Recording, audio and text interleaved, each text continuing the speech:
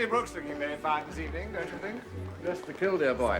And I wouldn't mind betting I could give you the name of her next victim. Look. You eat too many of those snails. No. Sir. Lady Brooke.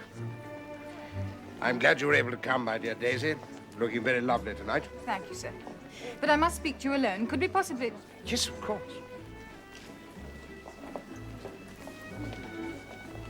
Now, what's the matter? I'm afraid something too silly has happened. It's all the result of a past liaison. I'm afraid I behaved rather foolishly. Well, I need your help, sir. Well, you shall have it, my dear. Look, we can't very well leave the party now. The dancing's just beginning. Come to me a little later when things have got going a bit, and we'll find somewhere we can talk privately. Thank you. Thank you, sir. A bit, my dear Daisy. I look forward to it.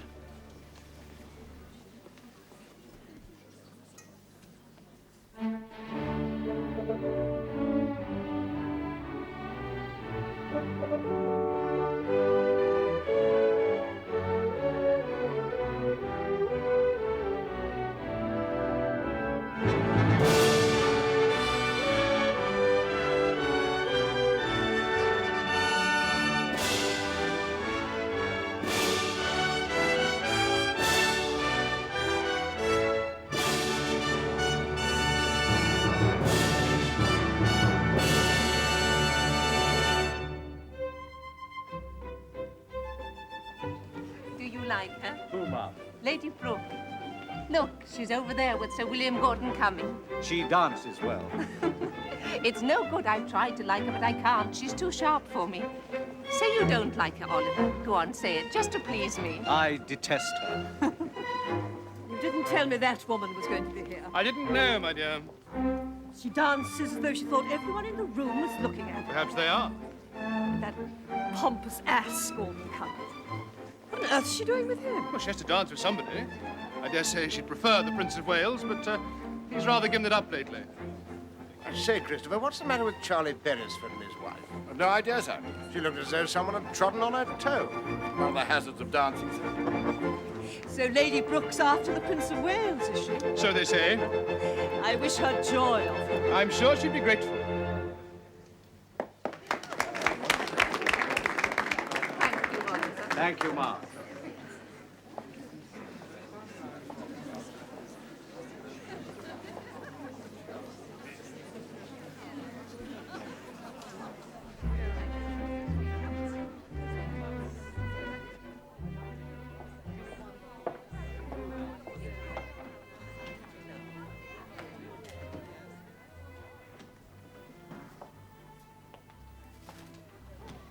It gets so hot in there. I felt stifled. Are you all right, Mom? Yes, perfectly. It's beginning again, isn't it? Only this time it's Lady Brooke. I'm quite sure that No, His Royal Oliver, Highness... don't say anything. I couldn't bear it if I felt you were lying to me. Never, Mom. Oh, my dear, I'm sorry. I'm in a silly mood this evening. Please forgive me. You have nothing to fear, Mom. I think you know that. Have I not? I sometimes wonder. No, you're right. Of course you're right. I've nothing to fear. He loves me best. I believe that. It's just that... Do you think she's pretty? Lady Brooke? Tolerably pretty, I'd say. She is, isn't she? They've always been pretty. Mrs. Langtry, that dreadful chamber pots woman. Am I pretty too, I wonder? Am I pretty, Oliver? I want the truth, mind. Am I as pretty as Lady Brooke? You're beautiful, Mom. It's far above prettiness. Oliver, do you think so? Do you really think so? I do. Thank you. Thank you, my dear. Let's go back to the party. What are they playing? Can you hear? Sounds like a polka, Mom. A polka? Good. Suddenly I feel like a polka. Come.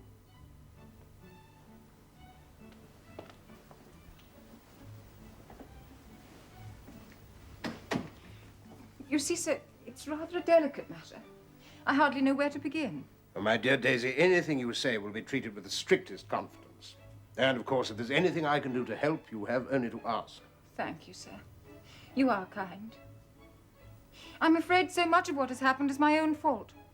I should never have written the letter. The letter? Oh, dear. This is all very distressing. Oh, please. Thank you.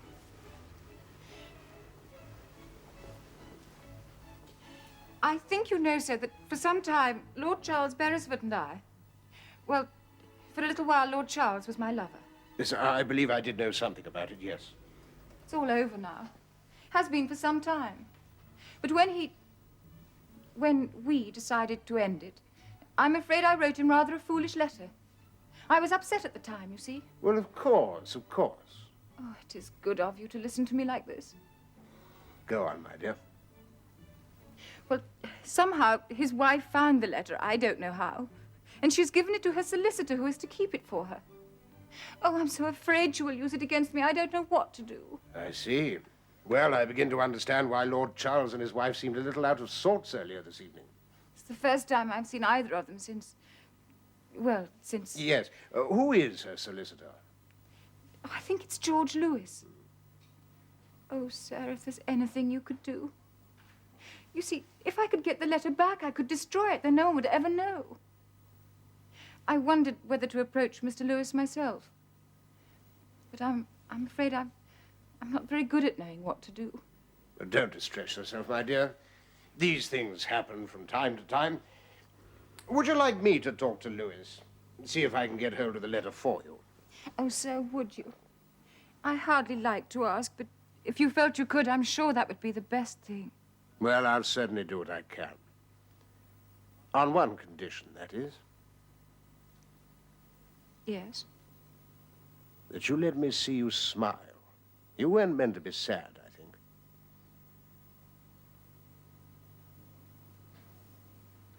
Oh, you are kind, sir.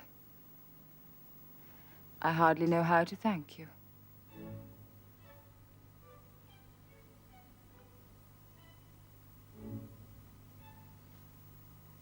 Well, Eddie, this is all in your honor.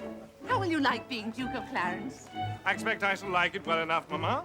It's good to have you home again. I miss you so much when you go away, you and Georgie. Of course, the girls are a great comfort to me. Now that Louise is married, she spends most of her time in Scotland. It'll be your turn next. My turn to what, Mamma? To get married, you silly boy. You're second in line of succession. No, not yet, Mamma. Please, not yet. Why ever not? You're 26. Your father was only 22 when we got married. Life's not all parties and dancing, you know. Isn't it, Mamma?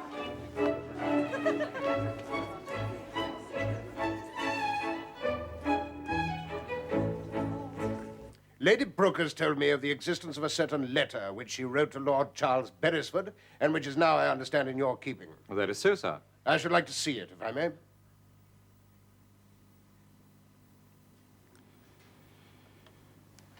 Oh, certainly, sir.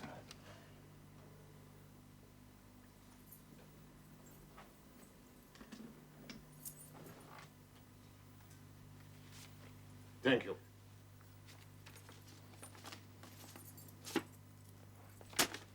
Destroy it. I beg your pardon, sir. I'm asking you to destroy it.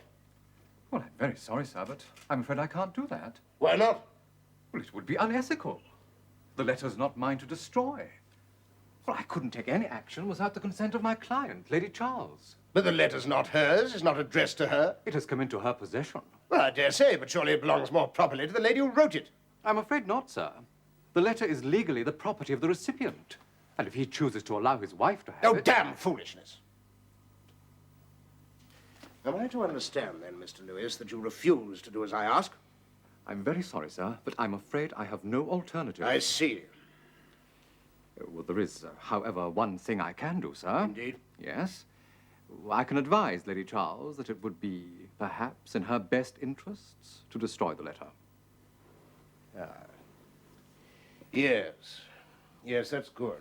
Well, I can't, of course, promise that she'll take my advice, but I shall do my best. Yes, well, I should like to be able to tell Lady Brooke that every effort was being made. Of course, sir. Good. Thank you for your time, Mr. Lewis. Thank you, sir. Oh, Georgie, I feel terrible. Was I very drunk last night? Yes. I can remember Mamma telling me I must get married, and after that, I don't seem to have much recollection of what happened. I do hope I didn't embarrass you. No. You made a fool of yourself over Lady Erskine, Did I? but she didn't seem to mind. She's a pretty girl, don't you think? I suppose so. I suppose so. Oh, Georgie, when are you going to let yourself go and have a bit of fun? I don't know what you mean by a bit of fun. Don't you? Come with me one night, I'll show you. I suppose I'm a bad example to you, eh? Of course not. Well, that's what they all think, you know. That's why there's this sudden rush to make me get married. Well, you'll have to get married one day. I know, and it's a bore, isn't it? The question is who? Well, I thought you were keen on cousin Alexander of Hesse. It's Alecky. It's no good, dear boy. She won't have me. She's going to marry young Nicholas. And I can't help it if she'd rather be Tsarina of Russia than Queen of England. Well, I'm sure it's not that. No? And Grandmama wants me to marry Princess Margaret of Prussia. Oh, what's the matter with her? Oh, she's hideous. I mean, I'll find someone if only they'd leave me alone. Mamma's on my side anyway. She doesn't want me to marry a German princess. Well, who else is there? I don't know. The Comte de Paris has a daughter, Hélène. And they say she's beautiful. She's a Roman Catholic. Yes, there is that. Oh, well, if there aren't any suitable princesses, then they won't be able to make me get married, will they? You should never have let him see the letter. Good God, it's none of his business. What was he doing here in the first place, interfering in other people's affairs? I should have thought he had enough to do to keep his own indiscretions out of the public eye. How dare he concern himself with mine? I believe Lady Brooke asked him to see me. That is no excuse. I still don't understand why you showed him the letter. I was commanded, Lord Charles. His Royal Highness put me in a most awkward position. Do you know he has twice called upon my wife and demanded that she either give up the letter or allow it to be destroyed? I think His Royal Highness is anxious to spare Lady Brooke any possible embarrassment. I dare say, but the matter is none of his business. I will not have the Prince of Wales involving himself in my private affairs. I'm very sorry, Lord Charles, but I really don't see how you can stop him. Don't you? Well, we'll see about that. Thank you, Mr. Lewis.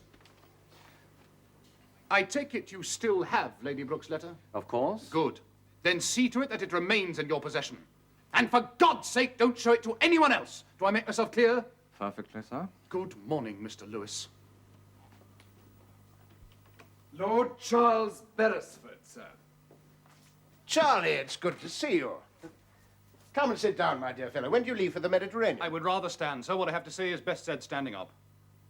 Well, that sounds very formal. What's the matter? I demand an explanation, sir. Demand? You interfered in my private affairs, sir. I want to know why. Now, look, Charles, can't we discuss this sensibly? You had no right to read Lady Brooke's letter. Lewis should never have shown it to you. Now, look here, Charles. No, you listen to me. I don't know much about the ethics of the thing, but it's pretty vile behavior by any standards to use your position to force a man to betray the principles of his profession. Look, before you go any further... And that's not all. Having failed with Lewis, you then threatened to ruin my wife's social... I did no such thing. Did you or did you not imply that unless she agreed to give up the letter, she might not be invited to Marlborough House? Well, I may have said something to that effect, Exactly! but I really... And we both know what that would mean. There is not a house in the land to which she could expect to be asked. Charles, I think you'd better leave before I lose my Of course, I don't know how Lady Brooke managed to persuade you to go to such lengths on her behalf. How dare you, sir? Do you know who you're talking to? I most certainly do! Francis, show Lord Beresford out. You, sir, are a coward! A coward and a blackguard! And you, sir, are a buffoon. What? I should advise you not to strike me.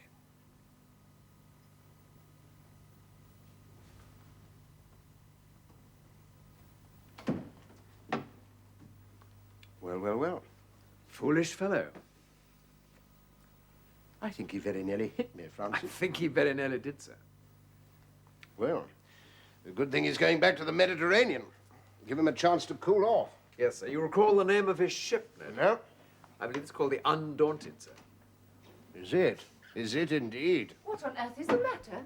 I passed Lord Charles in the corridor. He barely acknowledged me and rushed out without a word. I expect he was in a hurry, my dear. There was more to it than that.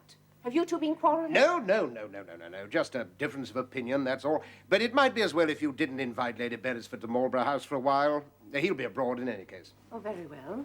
But what has happened? Nothing, my dear. Nothing for you to bother your beautiful head about. Now, what news of my eldest daughter? When can I expect to become a grandfather? Oh, not for months yet. Not until next May. I'm going to stay with Louise in a week or two. They're up in Scotland. Why don't you come? She'd love to see you. Oh, well, no, my dear. I'm afraid I can't. I shall be going up to Doncaster for St. Leger week. Staying with some new people, Arthur Wilson and his wife. A place called Tranby Croft. I understand she put small bits of soap among the real pieces of cheese and took a great delight in watching the faces of her guests as they bit into the soap. I dare say most of them are too damn polite to draw attention to it, eh? Absolutely. It was the old Duchess of Marlborough, that's who it was. I do hope your wife won't feel constrained to follow the Duchess's example. I think not. The same lady once tied an ink pot over the door, which emptied itself over her husband's head. Damned amusing, what? It's a pity that sort of thing's rather gone out nowadays. Oh, I don't know, Christopher. I seem to remember an occasion recently when you got rather wet. What was an honour, sir? What happened? Well, His Royal Highness was good enough to pour a decanter of brandy over my head. Very amusing. Were you expecting it? No, but I recall the occasion with great pleasure. Watch this. It's his party piece.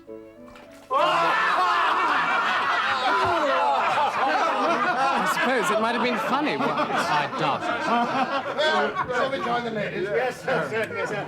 My wife and I are most honoured by your presence here at Trenbury Cottage. Oh, no, delighted, my dear fellow. I'm only sorry that Lady Brooke was unable to join our party. We did ask her most particularly. Damn nuisance. Her uncle died. She had to go to Scotland. Oh, most unfortunate.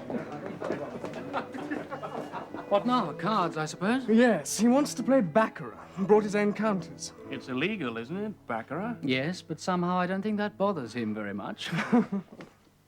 I cannot pretend that this is not something of a surprise. I had no idea that things had got so far, Eddie. I only proposed to Elaine this morning, Grandmamma. Indeed. Well, you did right to come to me at once. And you really love this naughty boy of ours? I do, Mum. And he loves you, I think. He does, Mum. I know he does. That is just as it should be. Your grandfather and I married for love. I do not approve of these things being arranged for purely political purposes. You may sit. Thank you, Mum. There will be difficulties. You will have to change your religion, my dear. It is against our constitution for a prince in line of succession to marry a Roman Catholic. I am willing to do that, Mum. Of course. Have you spoken to your father about it yet? Not yet. Well, I should advise you to do so as soon as possible. The Comte de Paris is a very religious man. If my father will not agree, I shall appeal to the Pope. Yes. Well, we must hope that won't be necessary. Your father cannot be unaware that you are marrying the potential heir to the British throne. No, Mum. So we have your consent, do we, Grandmamma?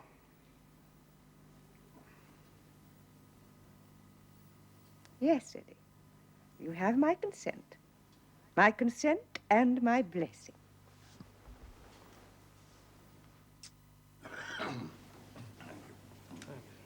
Carter in? Carter. Carter? No, sir. Well? Let's go into the hall. Yes, well, you always had one again. There you are, sir. Did you see him? Yes. I can't believe it. And it was the same last night. Lieutenant Colonel Sir William Gordon Cumming cheating at cards. It's scarcely credible. Well, what's to be done? I don't know. I just don't know. It's damned awkward. He's a guest in our house. Who else have you told? My father, my sister, and her husband. What did Lycett Green say? He thinks we should tell Lord Coventry. But we all agreed to watch him this evening to see if he tried it again. Card? No, sir. Card, Mrs. Wilson.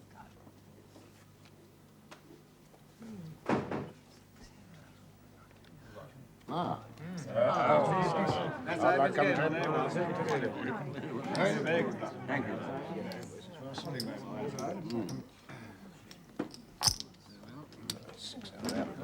I beg your pardon, sir. There is another tenner here you've forgotten. Well, we should keep your stakes in a more conspicuous place. Give him another tenner, will you, Owen?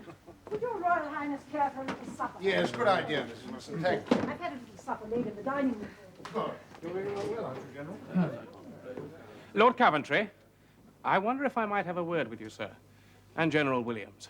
Yes, of course. What is the agreement? Something rather awful has happened, sir.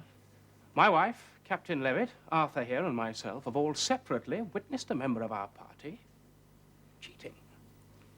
Good God. Who is it? Lieutenant Colonel Sir William Gordon Cumming, sir. Gordon Cumming? Are you certain? Absolutely, sir. I first noticed it last night, sir. He had bet a £5 counter and was sitting with his hands clasped over it like this. I saw him lean over to see what card Lord Edward Somerset had, and when I did the same, I noticed something red in the palm of his hand. Lord Edward had a natural, and immediately Sir William saw this, he opened his hands and let 3 more £5 counters drop onto the table. I saw him do the same thing tonight, sir. It's unbelievable. You mean to tell me you saw Sir William increase his stake after the cards had been dealt? Yes, and I also saw him withdraw his hands when the cards were bad, and allow some counters to fall back into his pile. Did anyone else see these incidents? Captain Levitt saw those which occurred this evening. So did my wife and I. This is an extremely serious accusation. You realize that? Yes, I do, sir. Oh, why did you not mention this last night, if that was when it first happened? I wanted to make sure, sir. That is why I told Levitt here, my father, and Mr. and Mrs. Lycett Green. I see. What's to be done, sir? Damned if I know. There's only one thing to do. We must confront Sir William with the accusation and the evidence against him. It might be better if General Williams and I saw him alone. What do you say, General? Yes, I suppose so. You know, I simply can't believe it. Perhaps you would ask Sir William to join us here, Levitt. Certainly, sir. You had better wait in the next room, and Mr. and Mrs. Green. Thank you, Wilson. Yes, of course. I'm sorry to have brought all this up, but I didn't think I could let it pass in the circumstances. The man was taking money off His Royal Highness by fraud. You have behaved perfectly correctly, Mr. Wilson. Now, if you wouldn't mind. What a damnable thing. Do you think it's true? 5 people independently see a man cheating. It must be true, General. I'm sorry, I know Sir William is a friend of yours. He's a friend of the Prince of Wales, too. Yes. Incredible, quite incredible. Man's an officer and a gentleman. Ah, Sir William. Gentlemen? Come in, come in. A very unpleasant thing has occurred. Some people have objected to your manner of playing baccarat. Good heavens! What do you mean? Yes, it is the case, I'm afraid. Certain persons in this house have suggested that you caused a foul play at cards. What have you to say? Well, I deny it. I deny it, absolutely. I'm afraid no less than 5 people all say that they have seen you playing in an irregular manner. Well, it's not true. Oh, God. Oh, it's terrible. What do you advise me to do? Do you admit the charge? No, but if this were ever to get out, I must see His Royal Highness. Does he know about it? Not yet, but he will have to be told. I must see him at once. I can't think how. Oh, it's terrible. Terrible. I have asked for an interview with Your Royal Highness, as I have heard that certain persons have made a foul and abominable charge against me, and I have to deny emphatically that I've done anything of the kind insinuated. What can you do? There are 5 accusers against you.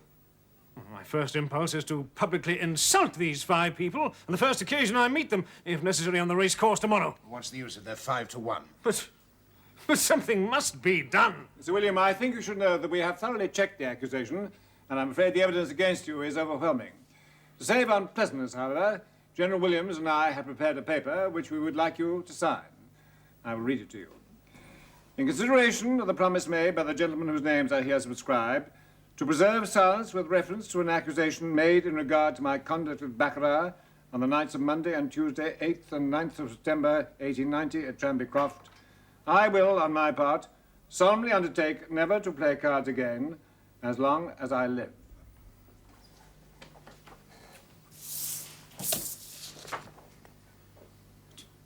But this would be tantamount to an admission of guilt. It's the only way to avoid a scandal, my dear fellow. If you don't sign, the story will be all over the racecourse tomorrow. We are thinking of you, William. If you sign that paper, everyone who knows about the matter will give his word of honor to maintain absolute secrecy.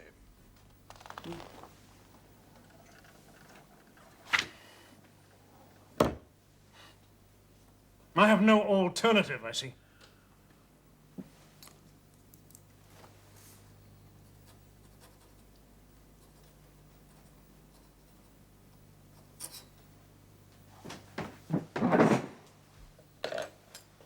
Thank you, Your Royal Highness.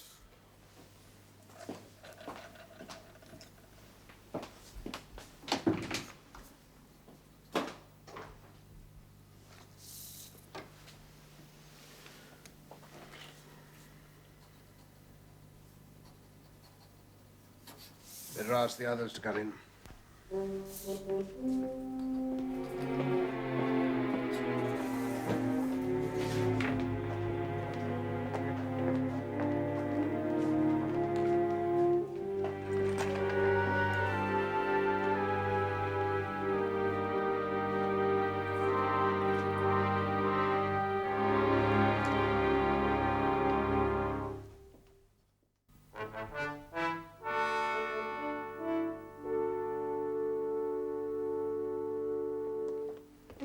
second time. The second time Eddie has been prevented from marrying the princess of his choice. First, Aleki wouldn't have him. Now they tell us it is constitutionally impossible for him to marry Helene. It's too unfair, it really is. The poor boy is heartbroken. I don't think the poor boy's quite as heartbroken as you make out, my dear. What do you mean? But he seems perfectly heart-whole to me. What about this Lady Erskine he's taking round at the moment? Oh, that's nothing. Well, I'm sorry, my dear, but I'm afraid there isn't much we can do about it. I'm sorry? Well, if neither her father nor the Pope will allow her to change her religion, then as far as Princess Helene is concerned, that, I'm afraid, is that. Come in, Francis.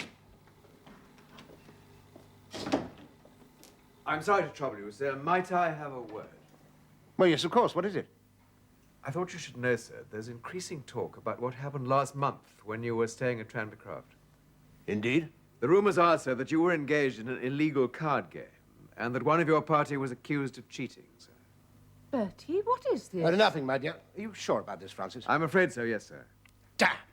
I wish to God people had learned to keep their mouths shut. Excuse me, my dear. Come, Francis, we must put a stop to this before it gets any further.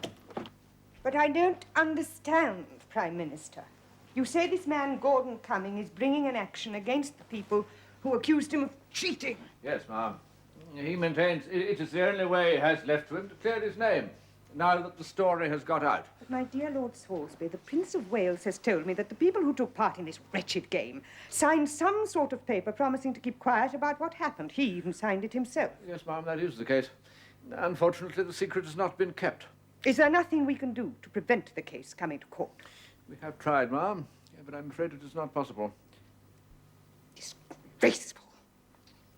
It is all so lowering, so humiliating, and so bad for the country. Well, there is only one thing to be done. Bertie must go away somewhere. And I hope you will see to it that his name is mentioned as little as possible. But I cannot do that, ma'am. Nor will it be possible for His Royal Highness to go away at present. He is to be called as a witness for the defence. Furthermore, I would suggest, my lord, that previous instances have been known of men of courage and dignity, who were prepared to sacrifice themselves to support a tottering throne or prop up a falling dynasty. It is my contention, it is my belief, my lord, that at Tranbycroft on September the 9th, Sir William Gordon Cumming was victimized to save the honor of a prince who encouraged habitually an illegal game, who had jumped recklessly to a wrong conclusion on bad evidence, and who had ignored deliberately Article 41 of Queen's Regulations for the Army, which lay upon all serving officers, including, I submit, Field Marshal His Royal Highness the Prince of Wales, the duty of requiring any brother officer accused of dishonorable conduct to submit his case forthwith to his commanding officer. A tottering throne, Lord Salisbury. Sir Edward Clarke actually used the phrase, a tottering throne. Yes, I'm afraid, ma'am, he seems to have felt it necessary to use strong words in defence of his client. Strong words, indeed. I'm very glad this Gordon Cumming lost the case. Yes, there is at least that. Sir William has been dismissed from the army, and I expect society has seen the last of him. I dare say. I am more concerned with the dreadful publicity there has been. You have seen the Times, I suppose. I have, ma'am. Listen to this.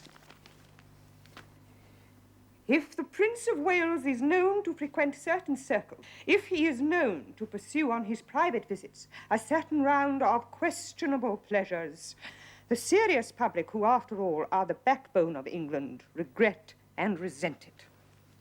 I'm afraid that is a fairly accurate representation of the feeling in the country, ma'am. Yes.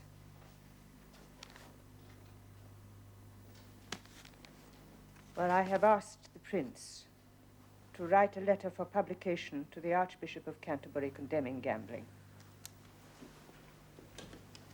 Thank you. I think, in the circumstances, it is the least he can do.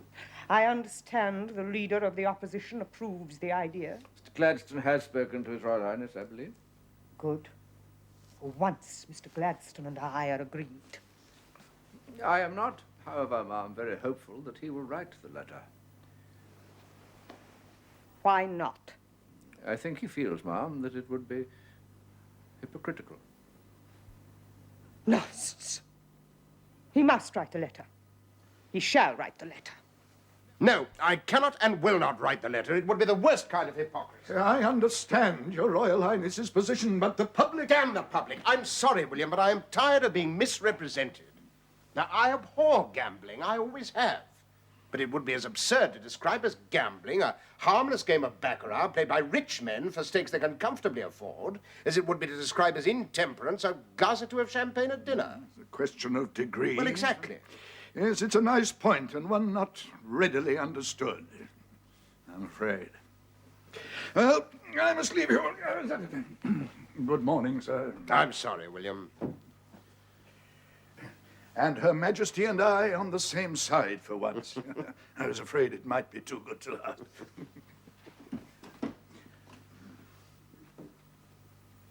A great man, Francis. A very great man. Yes, sir. I'll see Lord Rosebery now. Ah, Archie, come in. Thank you, Francis. Thank you. Well, I hope whatever you have to tell me is good news. I've had more than enough of the other kind. No, I'm afraid not, sir. Oh. Well? Well, the Prime Minister has received an extraordinary, and I'm bound to say somewhat hysterical letter from Lady Beresford. She and her husband are threatening to make public their quarrel with your Royal Highness over the Lady Brooke letter. Oh, good Lord. Why? I thought that matter was forgotten about. It appears not. I believe Lady Beresford has been much distressed by her exclusion from court. Charles is still with his ship, isn't he? Well, Lord Charles Beresford has asked for home leave, sir. Oh, this is too much. What do they want me to do? I understand they're demanding an apology and an undertaking that you will receive, Lady Beresford. It is out of the question. How dare they attempt to blackmail me in this way? It's outrageous. It is, sir, but Lord Charles feels that as they're already social outcasts, they have nothing to lose. He says he'll make public various matters concerning your Royal Highness and Lady Brooke. What? Yes, sir, I'm afraid it's as bad as that.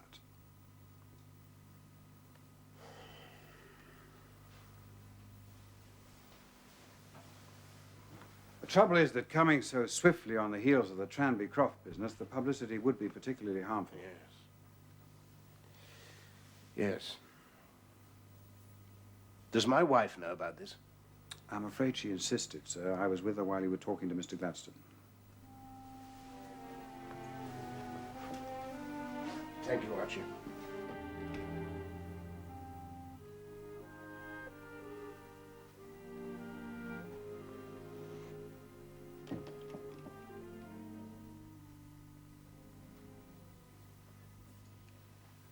Alex, my dear. No, Bertie. I'm sorry, my dear.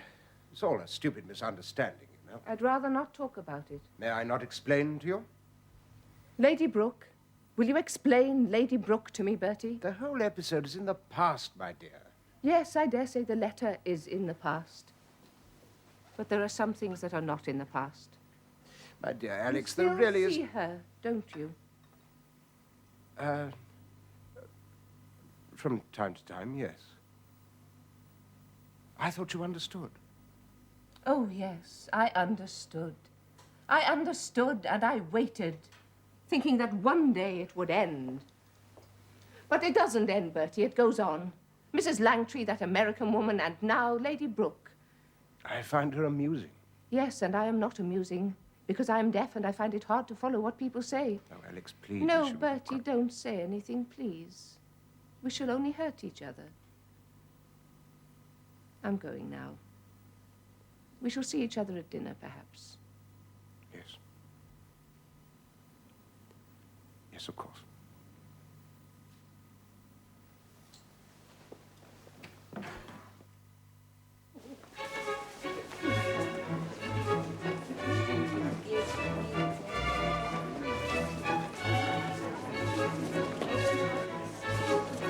Well, my dear?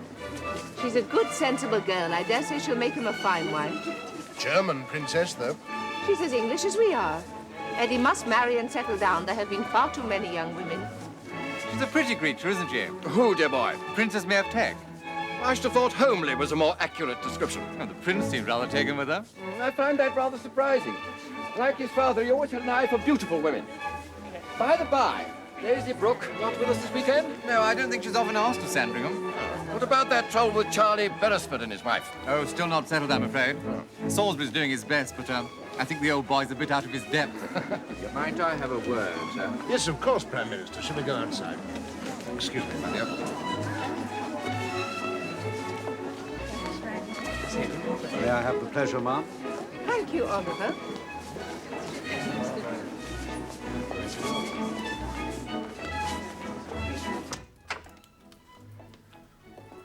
I'm sorry to take your Royal Highness away from the party. That's perfectly all right, my dear fellow. My dancing days are long since over. I've had another meeting with Lord Charles and Lady Beresford. Windbag and ragbag. I beg your pardon, sir? Lord Charles and Lady B, that's what they're called.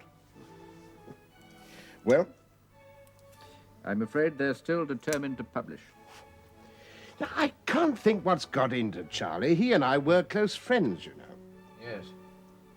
I'm afraid the situation is now very grave indeed. Lord Charles is making arrangements to invite the press to his house in Eaton Square. He intends to give them his own version of the Lady Brooke affair. Good God. There is, I think, only one way of stopping him. Your Royal Highness must go some way towards meeting his demand. That's impossible. I'm sorry, sir, but I can see no alternative. With the Tranby Croft business still fresh in the public mind, any further scandal could precipitate a national crisis. It gives me no pleasure, sir, to have to tell you this, but I'm afraid it is the case. Well, what do you want me to do?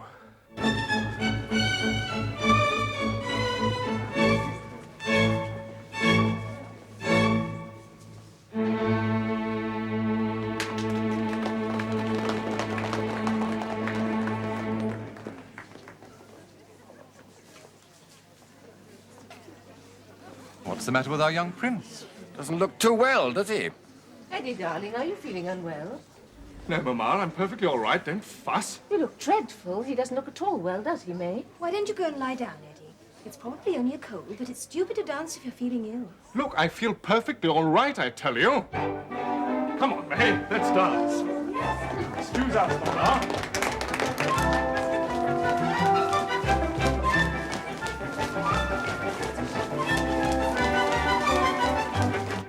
I appeal to you, Lord Charles, as a gentleman and a man of honor. No good can come of what you're proposing to do. No good to His Royal Highness, to the country, and indeed, least of all, to you and your wife. My wife and I are planning to live abroad in future. I was thinking more of your good name and your career in the Navy. I'm prepared to make that sacrifice. I dare say. But let's be reasonable, shall we? I will arrange for a formal exchange of letters between you and the Prince of Wales. And the exclusion from court of Lady Brooke. And the exclusion from court of Lady Brooke. I want an apology, you understand? A formal apology. I shall write it myself. His Royal Highness has already agreed to sign. Will that satisfy you? Thank you, Prime Minister. In that case, I shall not be meeting the gentlemen of the press tomorrow morning. When may I expect to hear from His Royal Highness? Good God, man, give me a little time.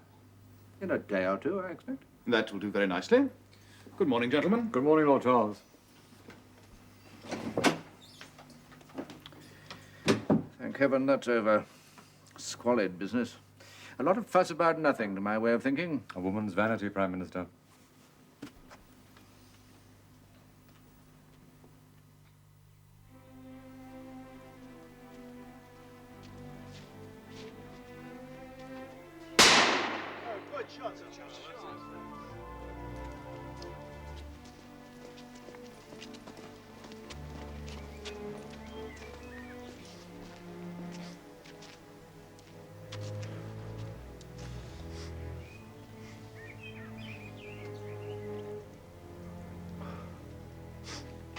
What's the matter, Eddie? Nothing. I got a bit of a headache, that's all. You shouldn't have come out. Nonsense, I'm all right. I'm shivering. I feel pretty awful, Georgie. Help me, would you? Come on, let's get you back to the house.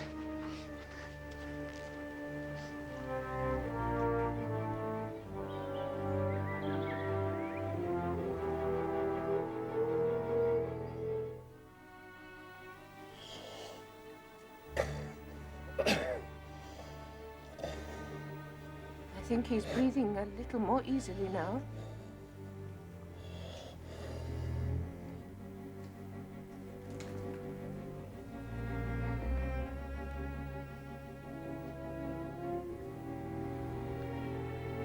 Will you come with me, please?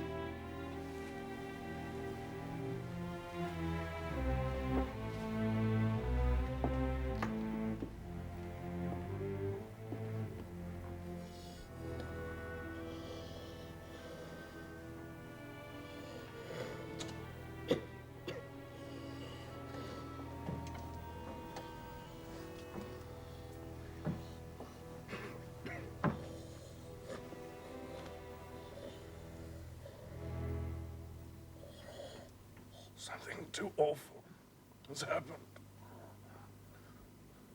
My darling brother Georgie is dead. Who's that? Who's that?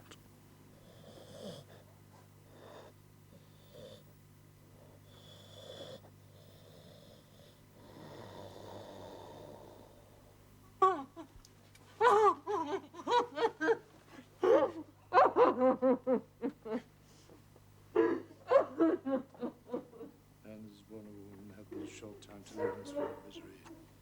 Cometh up and is cut down like a flower. He fleeth as it were a shadow and continually on stay in the midst of death. In the midst of life.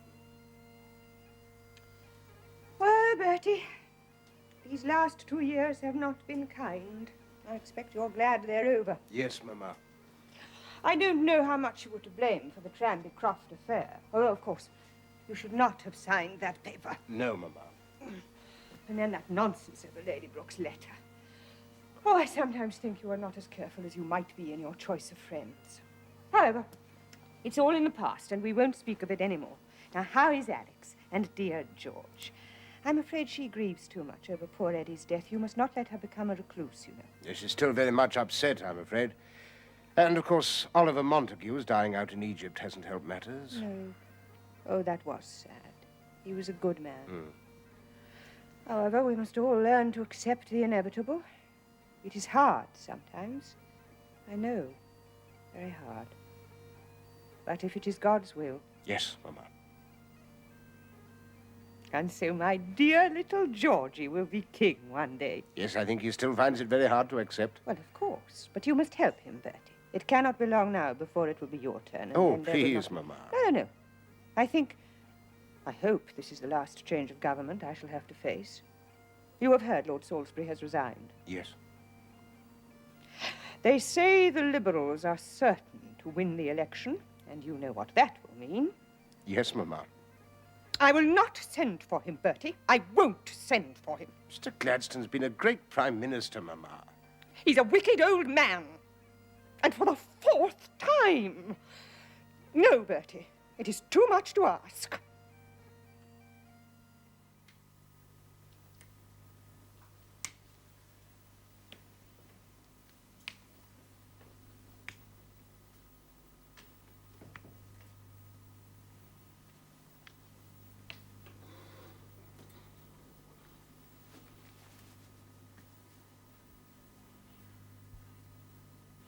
You and I, Mr. Gladstone, are lamer than we used to be. Congratulations, my dear William. I'm delighted for you. Thank you, sir. Please. I hadn't expected to be called again, but there are still 1 or 2 things I want to do before I go.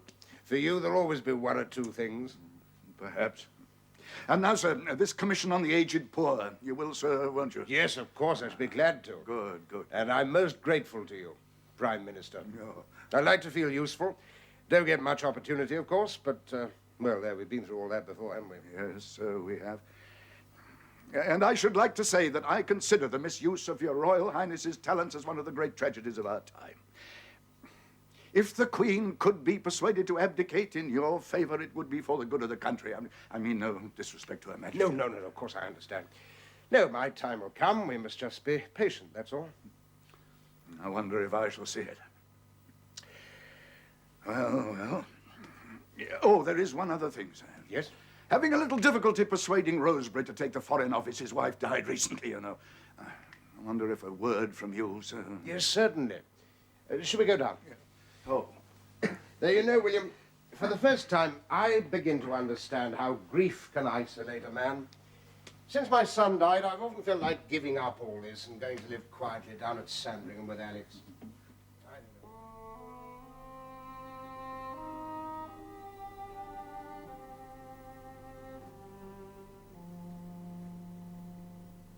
It's an odd thing, sir. At first, as you know, I didn't want it.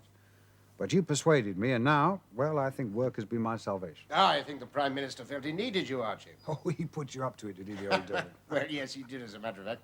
But I expect I should have tried to talk you around in any case. The Foreign Office is the most important of all the ministries. It's essential to have a good man there. Thank you, Your Royal Highness. Come in, Francis. Excuse me, sir. Lord Rosebery asked me to bring this to him. Thank you, Knowles. If you would like to open it, sir.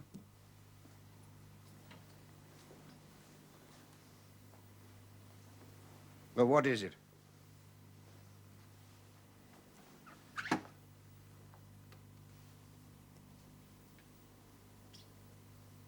It was made for your father, sir. It's the key to the Foreign Office dispatch boxes. I know it's not been the practice of previous ministers, but I should like you to have it. Thank you, Archie. Thank you.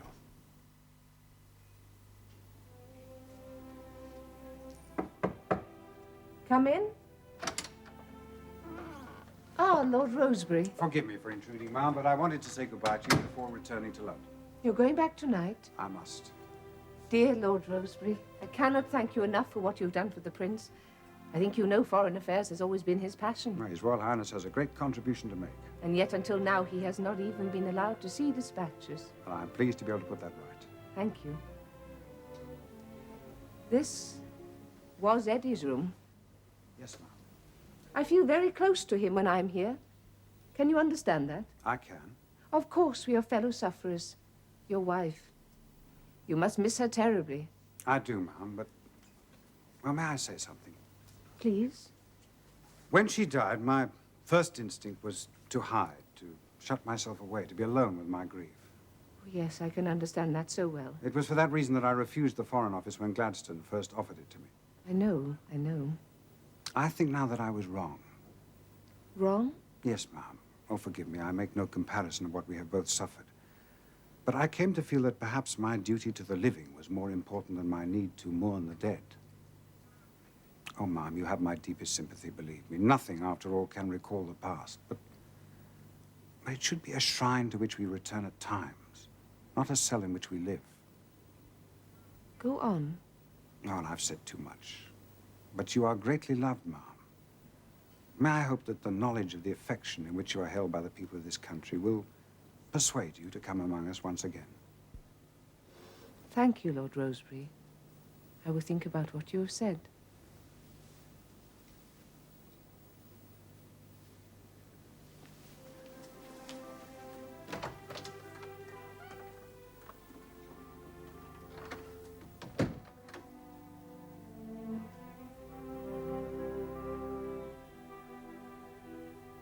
I think, Francis, you'd better cancel my arrangements to go to the south of France. Yes, sir. It looks as though this commission on the aged poor will be sitting, and I don't want to miss any of the meetings. Very well, sir. Ah, Alex, my dear.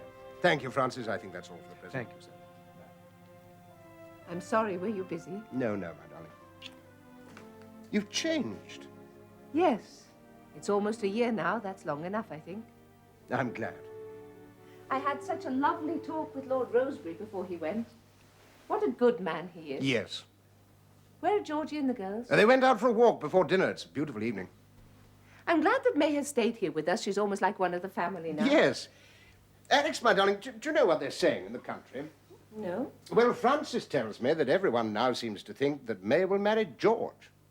What? Well, yes, it is a bit soon, I know. But that's impossible. May was Eddie's fiancée. It wouldn't be right. It wouldn't be fair. In any case, the Queen would never allow it. Well, I believe Mamma's already spoken. Apparently, she feels in the circumstances it's almost George's duty. I see. And after all, there is a precedent in your own family, my dear. Your sister Minnie was first engaged to the Grand Duke Nicholas. It was only after his death that she married Sasha. And look how successful that's been. Minnie and Sasha have been happy, that's true. I don't think we could stand in George's way if he really wanted it, could we? No. And May's such a dear, sensible creature. Think what an excellent wife she'd make him. Stop it, Bertie. You are rushing me, and I won't be rushed. After all, we don't know yet that Georgie even wants to marry her. Don't we?